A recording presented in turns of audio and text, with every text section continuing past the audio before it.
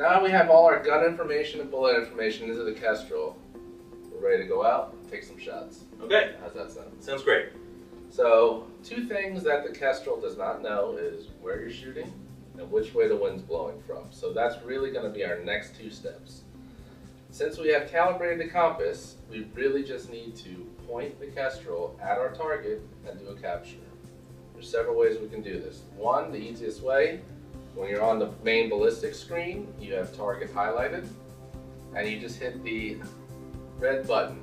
You'll notice that it has a little arrow next to it, and now it's looking for a input, another button press of the red button to let us know which way our target is. So we're going to be aiming this way. So I'm going to aim the back of the Kestrel at it with the arrow showing and just hit the red button. Make sure this is vertical. You don't want to lean it down or point it like that. It's straight back, just like you're measuring the wind. Okay. And you're going to hit the button. Now you'll notice that a degree will come up in the target field, or if you have it set at a clock, so it'll be in no clock. So now we have our target location set. The next thing is we want to do a wind capture. Wind captures can be done in the same manner as the target capture, but in this instance we want to point, we have the wind blowing across.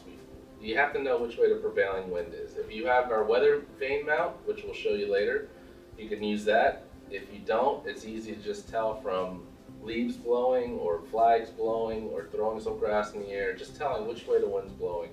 And now we want to point it into the wind, hit the red button. Again, you'll see that the arrow will come up next, and we give it as long a sample as we want to get a good wind value, and then hit the center button or the red button again. You'll notice after you do that, there are two values that show up on the top of the screen. There'll be a small value with the W and a larger value with the W, and either an R or an L next to it. The small value is going to be your average wind that you detected during that capture. So if you're taking a shot and it feels like it was the average wind, you just use that number. The larger number is going to be the max wind gust that you got during that capture. So while you're shooting, you have basically your bracketed wind calls. It's always going to vary while you're shooting. So if you feel a real strong breeze, you want to move your target more towards the higher number. If it's a little less of wind, you want to go more towards the smaller number. And then the L or the R will tell you which way you want to hold. So an R wind, you want to hold left because it's blowing from the right. It's going to go, you want to go the opposite way. And once you have that, you're basically ready to start taking your shots based on these numbers. One other instance, if you're not taking a level shot, if you're shooting up or down, there is in target, if we hit the center button, you'll see something called I degree. I degree is going to be your inclination angle. So if you're shooting down, you're going to make this a negative number. If you're shooting up, it's going to be a positive number. Now, if the inclination is not more than 5 degrees, it's not even worth inputting because it's not going to make a difference. Kestrel cannot tell you the angle that you're shooting at. If you have one of our Bushnell Connex laser rangefinders, that actually will tell you, and it can tie into this if you have the link model. So that is helpful. Otherwise, you are kind of gauging how far up or down you're shooting. It is kind of important at a lot larger angles to get as close as possible.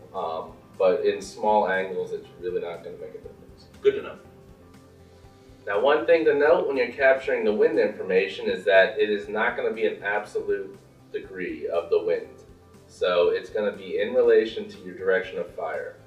So that means every time you change your direction of fire, you will want to change your wind direction to make it match up.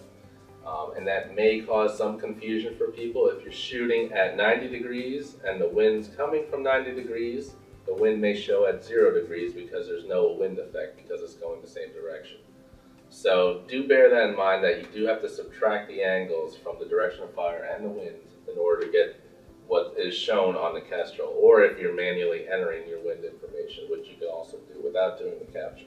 You would just hit the center button, highlight wind direction, and use the left and right buttons to manually enter it, and you can actually manually enter the wind speed if you happen to know that too. All right, thanks for watching. My name is Langdon. This is Joe. We're from Nielsen Kellerman. To find out more, visit our website where you can see different accessories that we have, download the manuals, anything else that you need with your Kestrel. It's all on there. Thanks for watching.